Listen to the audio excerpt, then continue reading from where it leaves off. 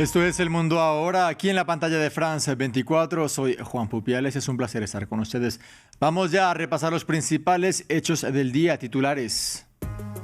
Irán asegura haber derribado un caza estadounidense al suroeste de su territorio.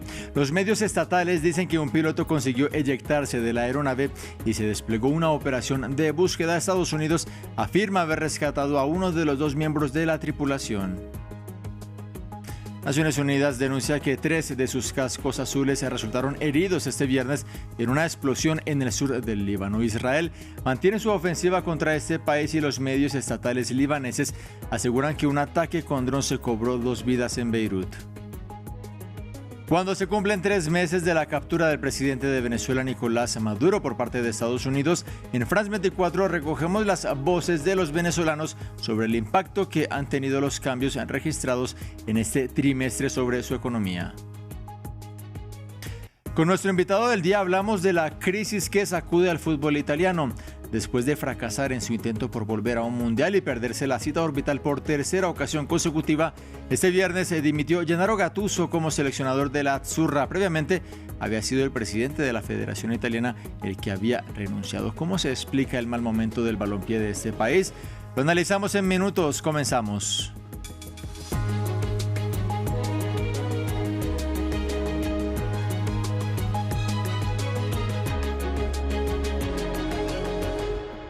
A las puertas de la quinta semana de la guerra entre Estados Unidos e Israel contra Irán, tiene lugar un episodio inédito en este conflicto. Medios estatales de Teherán aseguran haber derribado un caza estadounidense cuyos restos habrían caído al suroeste del país. Según esta misma información, un piloto consiguió eyectarse de la aeronave. Fuentes militares de Estados Unidos afirman haber rescatado a uno de los dos tripulantes y el presidente Trump ya fue informado de este asunto. William Gasso nos amplía. Un rescate en territorio enemigo. 2 funcionarios estadounidenses confirmaron el viernes al canal CBS News que las fuerzas del país norteamericano rescataron a un miembro de tripulación de un avión de combate F-15E derribado en Irán. Esta aeronave tiene capacidad para una tripulación de 2 personas y la misión de búsqueda y rescate sigue en curso. Horas antes, la televisión iraní difundió imágenes de lo que presentó como los restos del avión derribado en la provincia sureña de Kohiluye y Boyer Ahmad. Los pilotos se habrían eyectado y las autoridades iraníes prometieron una recompensa a quien lo encontrara. Residentes de la provincia de Kogiluye y Boyer Ahmad, queridos habitantes, según el anuncio de la policía provincial, si capturan a un piloto o pilotos enemigos y los entregan vivos a las fuerzas militares y policiales, recibirán una recompensa adecuada. El gobernador de la provincia incluso prometió condecorar a quien capturara o matara a la tripulación que podría estar escondido en esta región montañosa de Irán. Y los medios iraníes informaron de que helicópteros estadounidenses volaban a baja altura en lo que parecían ser operaciones de búsqueda. En caso de confirmarse, sería la primera vez desde el inicio de la guerra que Irán derriba un avión de combate estadounidense. A principios de marzo, 3 aeronaves fueron abatidas por fuego amigo de Kuwait. De otra parte, este viernes también se registra un nuevo giro en la narrativa de este conflicto sobre uno de los puntos clave de estas tensiones. Se trata del estratégico estrecho de Hormuz, por donde pasa una quinta parte del petróleo mundial. En un discurso a la nación el miércoles, el presidente Donald Trump había dicho que no necesitaba el crudo que pasa por este cruce, pero en las últimas horas el mandatario reconoció que sí está interesado en él. Con un poco más de tiempo podemos abrir fácilmente el estrecho de Hormuz, extraer el petróleo y hacernos ricos. Sería un gran éxito para el mundo. Y mientras tanto, el premier israelí Benjamin Netanyahu declaró que van a continuar con la ofensiva contra Irán, golpeando puentes e infraestructuras. El mandatario añadió que en los últimos días han destruido la capacidad de producción de acero de esta nación en un 70%. En plena coordinación con el presidente Donald Trump, entre las fuerzas de defensa de Israel y las fuerzas armadas estadounidenses, continuaremos aplastando a Irán. Este régimen está más débil que nunca. Israel está más fuerte que nunca. Y este viernes el ejército israelí presentó oficialmente su plan de ocupación del sur del Líbano para crear lo que denomina como una zona de seguridad que proteja al norte de Israel de ataques de la milicia proiraní Hezbollah. El despliegue militar israelí podría alcanzar 30 kilómetros dentro del Líbano. El informe lo tiene Samuel Salgado Castro. El ejército israelí patrulla la frontera con Líbano mientras una tormenta de arena azota la región. Fronteras adentro, en el sur del territorio libanés, Tel Aviv ya tiene todo preparado para ejecutar su plan de ocupación.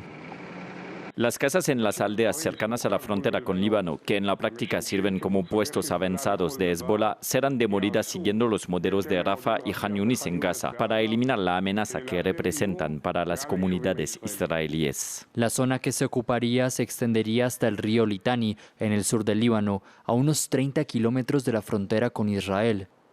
En el lugar se instalarán puestos militares sin población civil en lo que Israel denomina como zonas de seguridad para evitar ataques de Hezbollah. Esta milicia libanesa entró a la guerra en apoyo a Irán lanzando misiles hacia el norte de Israel, cuando Estados Unidos e Israel iniciaron una guerra contra el país persa. El ejército comandado por Tel Aviv lanzó una campaña aérea y terrestre a gran escala en Líbano. El gobierno libanés, distanciado de Hezbollah, denuncia que la ofensiva israelí se extiende a infraestructuras civiles. Este viernes, una explosión en una posición de la ONU cerca de la ciudad sureña de El Adeiseh hirió a 3 cascos azules, 2 de ellos de gravedad, según un portavoz de la Fuerza Provisional de la ONU en el Líbano. Otros 2 cascos azules murieron el lunes cuando su vehículo fue alcanzado por una explosión de origen desconocido en medio de intensos combates entre Israel y Hezbollah. Los equipos de la ONU de cascos azules de Francia e Indonesia piden investigaciones. Mientras tanto, el primer ministro francés Sébastien Lecornu prevé nuevas ayudas específicas a principios de la próxima semana para ayudar a hacer frente a la subida de los precios del combustible. ¿Qué están haciendo sus vecinos europeos? España ha aplicado rebajas de hasta 30 céntimos de euro. Italia ha limitado parte de los impuestos y Lituania ha reducido a la mitad el precio de los billetes de tren. Un recorrido por las medidas en Europa al que nos presenta a continuación este informe. En Barcelona, cuando los españoles llenan el tanque de su auto, saben que no pagarán la tarifa máxima. El gobierno decidió bajar el impuesto sobre el valor añadido del 21 al 10%, una medida que debería permitir ahorrar en promedio 30 céntimos de euro por litro. Estas ayudas serán aplicadas solo hasta el 15 de junio. Intervenir para evitar que los ciudadanos paguen demasiado por la gasolina también fue la elección de Polonia. No solo bajaron el IVA, también bloquearon un precio diario para el combustible, lo que representa una gran diferencia para este taxista, quien recorre entre 250 y 300 kilómetros por día. Para explicarlo sencillamente, las tarifas hoy son casi iguales a antes de la subida de los precios. Sin estas medidas, este hombre habría tenido que añadir en promedio 12 euros cada vez que llene el tanque. En 3 meses corresponde a casi 300 euros de economía, entonces sí, estas medidas son indispensables. En Lituania, el gobierno eligió otra opción, impulsar a la gente a tomar el tren en vez de auto con billetes a mitad de precio. Vamos a tener mucho cuidado con las ventas de billetes de tren. Cuando haya muchas demandas, añadiremos más vagones. La medida se aplicará hasta el 31 de mayo para todos los viajes nacionales. Cambiamos de tema. En Tailandia, varias zonas del norte del país experimentan una niebla tóxica que incluso los residentes más experimentados describen como excepcional. La quema de terrenos agrícolas, los incendios forestales y ciertos patrones climáticos son la causa de una temporada anual de contaminación en el sudeste asiático, pero lo que se vive en Tailandia es único según los residentes que califican la atmósfera como asfixiante. En Nueva York, la administración del alcalde Zohran Mamdani busca cambiar las reglas del juego de los alquileres en la Gran Manzana. Se trata de las denominadas audiencias sobre estafas de alquiler. Son encuentros en donde los ciudadanos pueden plantear sus quejas directamente ante el alcalde o los funcionarios de esta urbe. Veamos. Zohran Mamdani busca cambiar las pautas para arrendar un inmueble en Nueva York. La administración del alcalde demócrata ha llevado a cabo la iniciativa Audiencias sobre estafas de alquiler, una serie de reuniones en donde los inquilinos pueden expresar sus inconformidades y hacer denuncias ante las agencias de la ciudad. Ser inquilino en la ciudad de Nueva York puede resultar a veces un proceso tremendamente complicado. No sabes a qué agencia debes llamar si surge algún problema en tu piso y quizá te sientas aislado de tus vecinos. Esas tres cuestiones son precisamente las que esperamos poder abordar. Sin embargo, algunas asociaciones de edificios piden a la administración distrital que distinga entre propietarios que infringen las normas de los que no tienen dinero para remodelar o arreglar sus propiedades. Pero es increíblemente difícil manejar eso en este momento cuando te ves mezclado con personas que simplemente tienen dificultades económicas para gestionar sus edificios y que no son en esencia malos operadores.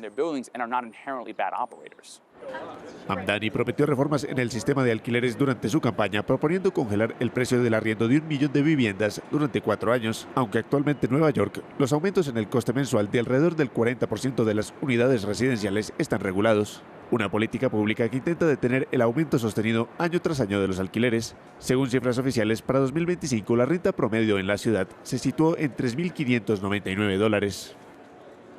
En Venezuela, la salida de Nicolás Maduro del poder fue vista por muchos ciudadanos con esperanza por eventuales cambios significativos en la economía del país. Sin embargo, a 3 meses de lo ocurrido, venezolanos consultados manifiestan no haber visto reflejado algún impacto positivo en sus ingresos. Por el contrario, siguen padeciendo el alza del precio del dólar. Nos lo cuenta nuestra corresponsal en Caracas, Daniela Zambrano. Lorenzo Pérez trabajó casi 27 años en la industria petrolera, también como profesor universitario. A sus 76 años, su jubilación equivale a menos de $1 al mes. Tenía expectativas de que la salida de Maduro del poder significaría un pronto cambio en la economía del país. Por supuesto, esa era la gran esperanza, pero yo también entiendo que las cosas no son fáciles. Esto está en un caos que tiene una marca mayor. Comerciantes como Santiago sufren la asfixia del alza del dólar. Aunque la moneda oficial es el bolívar, los precios se calculan en base a la tasa del dólar paralelo, que supera en 40% el precio del oficial. Dólar que sigue en aumento debido a la alta inflación y a la insuficiencia de divisas en el mercado. Que tú compras la mercancía hoy y ya vas a comprar mañana y ya está más cara porque el dólar subió. Estamos trabajando para, como quien dice, para gastos. Para pagar alquiler, trabajadores, para gastos, impuestos. Pese a la difícil situación de la economía, que llegó a contraerse hasta en un 75% entre 2013 y 2021, con un crecimiento moderado en los años siguientes, el economista Víctor Álvarez considera que hay condiciones favorables para la recuperación. Reabrir empresas, reactivar la producción agrícola, reactivar el comercio, generar empleos estables, bien remunerados. Eso lleva su tiempo. En todo caso, lo importante es la tendencia, ¿no? La tendencia que es positiva, tocamos fondo, el país tiene unas expectativas favorables de recuperación. Desde hace 4 años, el gobierno no aumenta el salario mínimo y recurre a bonos de entre $40 y $150 al mes para aliviar el déficit en los ingresos.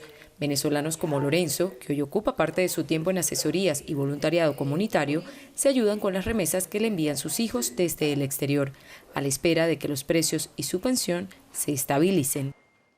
En España, la Semana Santa es toda una institución y las cofradías religiosas organizan procesiones por todo el país, atrayendo a miles de turistas en este entorno muy masculino.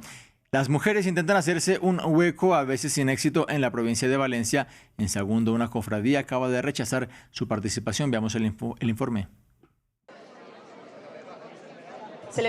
Este año, una vez más, la mayoría de la cofradía de Sagunto ha votado en contra de la participación de las mujeres en las procesiones. Nadie al lado de la Genoveva Luisa y dice: yo no me moriré sin verte desfilar. Y digo, ya me la he liado. Cada martes santo, desde hace 5 años, Beba y las demás mujeres de la cofradía se movilizan. Hoy en día, su papel se reduce a vender los boletos de la lotería o a limpiar la ropa de los hombres. Yo ayer, por ejemplo, llegué de trabajar, acompañé a mi hijo, vestí a mi hijo, le ayudé a ponerse el cinturón y yo me fui a casa. Yo no tenía ganas de ver nada. ¿Por qué? Porque me sentía excluida. Para verlo desde fuera, lo puedo ver en Instagram. ¿Para qué me tengo que esforzar? Entre los manifestantes, hombres miembros de la cofradía, como Albert. Él votó a favor de la participación de las mujeres. Y este cambio primero hay que intentar hacerlo desde dentro. Hay que dar apoyo a esas mujeres que quieren entrar y gente del pueblo que también quiere que las mujeres entren y sea totalmente igualitario. Un cambio desde dentro que llevará tiempo. Los estatutos de la cofradía de Sagunto datan de hace 500 años. Sus miembros dicen querer mantener viva la tradición. A pocos kilómetros de allí los encontramos en plena procesión por las calles de Valencia. No sabemos cómo se van a integrar. No hay un proyecto, no se ha definido las bases y ante la duda se vota que no. Pero es un no con muchos matices. El tema parece causar malestar dentro de la propia organización. El Estado español se ha hecho eco de la polémica. La cofradía podría perder la categoría de fiesta de interés turístico nacional. Vamos ya con nuestro invitado del día.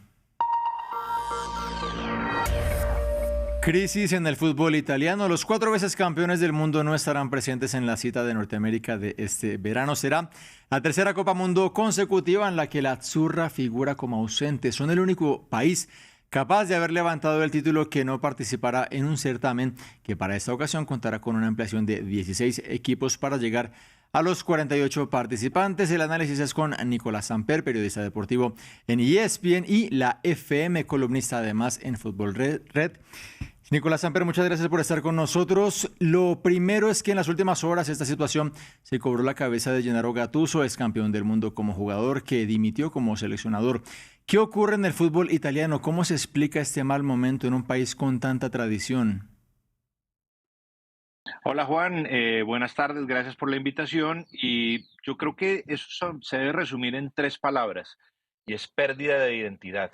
El fútbol italiano perdió por completo su identidad. Hablabas de Gennaro Gattuso como el último entrenador. Si observamos la dinámica de técnicos en el fútbol italiano o en la selección italiana, desde 1910 hasta 2006, la selección italiana tuvo 15 entrenadores, lo que habla de una congruencia en un trabajo.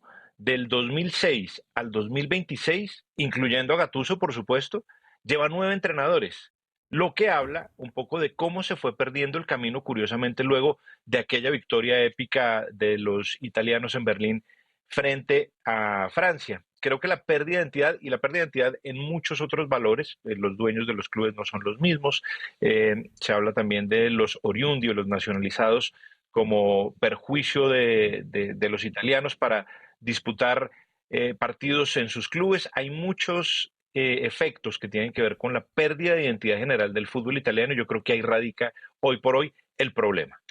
Renunció Gattuso, renunció también el presidente de la Federación Italiana, renunció Gianluigi Buffon como jefe de la delegación de la selección. ¿Cómo cree usted que debe ser esa reconstrucción del fútbol italiano? ¿Por dónde pasa rehacer a esta selección?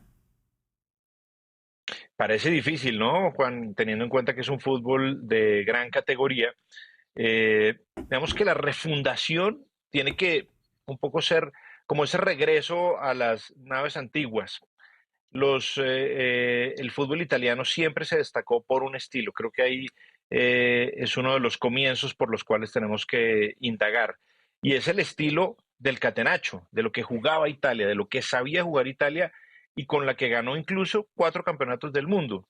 En algún instante, después del 2006, que ganan el título del mundo, hay un cambio de idea futbolística, tal vez entendiendo que los jóvenes no se interesaban tanto en el balompié de Italia, y llegan entrenadores con nuevas ideas. Llega Roberto Donadoni, llega Cesare Prandelli también, y llega Antonio Conte, y dicen tenemos que cambiar la manera de jugar del fútbol italiano porque resulta aburrida entre comillas, porque era un fútbol que daba muchos resultados. Sin embargo, al cambiar esa identidad, hoy Italia no sabe a qué juega. Y eso yo creo que es el gravísimo problema. Cuando uno tiene la identidad clara de una nación, de un deporte, de su cultura, de una cantidad de cosas, cuando esa identidad está muy clara, eso no se debe cambiar. De hecho, es un poco la huella digital, el sello distintivo de un país frente a su música, su cultura, su fútbol, en fin, tantos fenómenos que podemos nombrar acá. Italia decidió en algún instante hacer un cambio radical frente a lo que les había salido muy bien siempre. Y bueno, hoy creo que se pagan las consecuencias. Así que tendría que volver Italia a jugar a lo que sabe hacer, saber cuáles son sus debilidades y sus fortalezas, que eso lo tenía claro hasta hace 20 años. De ahí en adelante, el camino se fue refundiendo. Nicolás, ¿cuál cree usted que va a ser el impacto de por lo menos no ver a Italia en 3 mundiales? Por lo menos digo, será un margen al menos de 16 años. ¿Cómo va a afectar esto a una generación? Porque, por ejemplo, hubo otra generación en la que yo me incluyo, por ejemplo, que crecimos viendo la Serie A y a Italia como la mayor referente o una de las principales referentes. Ahora, ¿cómo cree usted que será el impacto de que haya muchos espectadores que acumulan ya varios mundiales sin tener a Italia compitiendo? Pues Juan, es complicado porque si hacemos memoria rápidamente, la última gran figura que llevó la Serie A su fútbol, yo creo que fue Cristiano Ronaldo cuando llega a Juventus. Pero ¿qué Cristiano Ronaldo era? Un Cristiano Ronaldo que ya había dado todo de sí en el Real Madrid y venía a la baja. Y llega a Juventus, llega como una estrella que empieza a trasegar los caminos del ocaso. Pues tan fue así que después termina en un fútbol inferior. Eso tiene que ver mucho con las inversiones y con lo que hablamos de la pérdida de identidad. Hoy los clubes ya no tienen los dueños de antes, es decir, ya no está Moratti en el Inter, ya Berlusconi, por supuesto, en el Inter, en el Milan, ni hablar. Calixto Tanzi en el Parma se quebró y fue encarcelado. Y así empezamos Juventus y la familia Agnelli. Esas familias, más allá de lo que podamos cuestionar, por ejemplo, a Berlusconi, a Tanzi, a tantos otros, esas familias de alguna manera querían que el fútbol fuera representativo en su país. Entonces mirábamos que el Inter con Moratti traía a Lothar Matthäus, a Jürgen Klinsmann y a Andreas Brehme en el top de su carrera. Y el Inter 89-90 es un equipo extraordinario. Berlusconi trajo a Gullit, Van Basten, Rijkaard y un equipo de ensueño que era el que dirigía Arrigo Sacchi, que está catalogado como uno de los mejores equipos de la historia. Juventus, el mismo cuento. Tanzi con el Parma, que era un equipo emergente, lleva a Faustino Asprilla, a Sola, a Poloni, hace un equipo que termina siendo protagonista. Hoy los clubes están permeados por las sociedades anónimas, por el negocio, y eso es lo que buscan, realmente un negocio, más que una gloria deportiva. Eso habla también de esa pérdida de identidad tradicional de los clubes italianos que eran de una familia, y esa familia lo que hacía era potenciarlos porque les interesaba políticamente, socialmente, tenía varios factores. Hoy las sociedades anónimas piensan, bueno, nosotros lo que necesitamos es que esto no de números rojos, y no nos importa ni la gloria ni el fútbol. Pues tan es así que miren lo mal que le fue a Italia en la última edición de la Champions League, ¿no? Donde no pudo acceder a rondas superiores. Ya entrando en una pregunta más de fondo de fútbol, ¿cómo califica usted, Nicolás, este equipo que perdió contra Bosnia, este equipo que no pudo en esas eliminatorias superar a Noruega para clasificar de manera directa al Mundial? ¿Cómo califica usted a esta generación que vimos en este proceso? Hay una evidente pérdida de calidad gigante que tiene que ver un poco con las pocas oportunidades que tienen los jugadores. Sí, yo hice la tarea de hacer como un comparativo entre aquel equipo italiano que gana en el 2021 la Euro y este que es eliminado por Bosnia. Solamente hay 3 jugadores de aquella selección campeona del 2021 titulares que sobrevivieron de ese triunfo a hoy, que fueron, aquí lo tengo en un papel, aquí miren, hice la tarea de Donnarumma, Spinazzola, que entró en el segundo tiempo, Di Lorenzo y no hay muchos jugadores más. Hoy, si uno revisa, por ejemplo, los delanteros que hicieron parte de esa Italia contra Bosnia, fueron Matteo Retegui, que vivió un proceso que es absurdo, porque Retegui es nacionalizado italiano cuando juega para Tigre de Argentina, que es un equipo muy modesto. Eso es imposible, o es imposible imaginarlo en otros años en el fútbol italiano, que fueran a nacionalizar a un jugador que hacía parte de un equipo muy modesto en Argentina y que necesitaban un goleador urgente. Y Kim, que es el otro delantero que estuvo en el partido contra Bosnia presente, pues Kim es un jugador que lleva 8 goles en la Serie A hasta ahora, hace parte de la Fiorentina, y la Fiorentina hoy está peleando descenso. No es un equipo protagonista ni siquiera en su propia liga. Eso habla de la evidente pérdida de calidad del fútbol italiano. Si hablamos del último gran proyecto futbolístico, por ejemplo, Juan, hay que hablar de Chiesa. Chiesa en la Eurocopa del 2021 fue extraordinario, su influencia dentro del equipo resultó importantísima y se va a jugar al Liverpool. Y en el Liverpool termina siendo suplente lo que habla un poco de no sabemos si Chiesa era tan importante como no lo imaginábamos, termina siendo suplente de jugadores que hacen parte o de nacionalidades que son en este caso inferiores futbolísticamente, al menos en teoría, que Italia, porque fue suplente de Luis Díaz cuando estuvo Luis Díaz en Porto, fue suplente de Cody Gakpo, que es de Países Bajos, fue suplente de el fallecido Diogo Jota. Entonces, eso habla también de que el fútbol italiano en general, por la falta de oportunidades que tienen los jóvenes, por el tema Ley Bosman, hay muchos extranjeros que ocupan, y no siempre extranjeros de gran calidad, pues le quitan el puesto a los jugadores que van surgiendo, y eso hace que evidentemente pues no haya jugadores tan brillantes como, no sé, la selección del 2006, que fue muy cuestionada por su juego, pero que tenía jugadores, no sé, como Totti y Pirlo, por poner un ejemplo, que hoy no tiene esa selección italiana. Para terminar, llama la atención que esta crisis del fútbol tiene lugar en un momento en donde Italia está brillando en muchos otros deportes. En los Juegos Olímpicos de París 2024 fueron cuartos, en los Juegos de París 2024 fueron novenos, en los Juegos de Invierno Milano Cortina fueron cuartos en el medallero. Yannick Sinner, uno de los grandes tenistas del momento, Kimi Antonelli está peleando actualmente el Mundial de Fórmula 1. Parece que hay fondos, hay inversión en el deporte, pero por alguna razón se desconectó del fútbol. Hay una base de contravía clarísima, Juan, en esa ecuación del fútbol italiano hoy, y es que hoy revisamos las nóminas, por ejemplo, del fútbol italiano, y son equipos que si tienen una figura, es una figura, un poco lo que hablábamos con Cristiano Ronaldo, son figuras envejecidas, como Luka Modric, que vino después de triunfar en el Real Madrid, y hoy hace parte del Milan, y hoy hace diferencia Luka Modric en el Milan teniendo 40 años.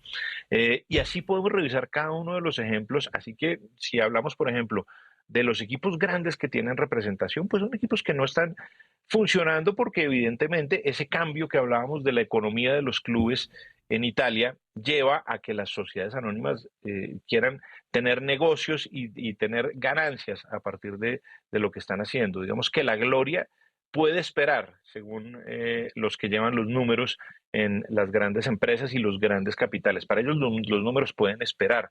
Para el hincha, que ha visto cómo el fútbol italiano va decayendo, porque hablábamos al comienzo de la nota de la ausencia de Italia en 3 mundiales. Y si le sumamos que desde el 2010 y 2014 no pasaron de la primera ronda, pues hay que alarmarse profundamente. Todos esos resultados, y volvemos al asunto de la pérdida de identidad, que no solamente es por los Oriundi, ojo, porque en el año 34 Italia gana la Copa del Mundo, claro, con influencias externas de Mussolini, pero ellos nacionalizaron a Luis Monti, a Raimundo Orsi, a De María, a una cantidad de futbolistas argentinos que le dieron mucha calidad porque eran jugadores realmente brillantes. Hoy el fútbol italiano atraviesa una crisis gigantesca de identidad. Tiene que volver a encontrar lo que fue, porque, y volvemos a hablar, esa identidad que ha encontrado en otros deportes, ese lugar al que el hincha se puede aferrar, que son otros deportes, pues ha perdido el fútbol esa preponderancia y esa importancia al ver que no son tan competitivos. Si ellos dan una vuelta y un giro y regresan a sus fuentes, es probable que la sensación cambie. Ahora, ¿cómo volver a esas fuentes? Ahí está la pregunta que tienen que desarrollar los hombres que hoy por hoy encabezan el manejo de la incendiada Federación Italiana de Fútbol. Difícil empresa esa. Nicolás Samper, periodista deportivo de ESPN y la FM, columnista en Fútbol Red. Muchas gracias por ese análisis. Muchas gracias, Juan. Un abrazo. A ustedes también el agradecimiento. Es momento de una breve pausa. Ya regresamos. Para comprender mejor el mundo, es indispensable sumergirse en él. De Buenos Aires a Beirut, pasando por Kinshasa, Kiev o Washington. Los corresponsales de France 24 están en todas partes. 200 corresponsales que viven cerca de usted. Su misión, informarle en todo el mundo y a cualquier hora del día. Información objetiva, seria, fiable e independiente. Hechos verificados. Noticias falsas desenmascaradas. France 24. Estamos aquí, estamos allí y allá para informarle.